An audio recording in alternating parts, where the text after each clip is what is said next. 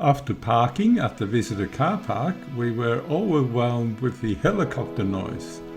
As you can see, this is where you can take a scenic helicopter flight to view the 12 apostles from the air.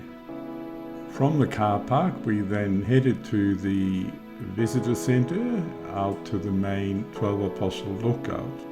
It's a walk that takes you past the visitor center on a path that goes under the Great Ocean Road and then out to the lookout platform. From there is a magnificent view over the sandstone stacks that are left from the original 12 apostles. Officially, there's only 8 left, and some of them are actually disappearing as well. I've got one video from the main lookout and a few photos as well to give you an idea what you will see. So, enjoy!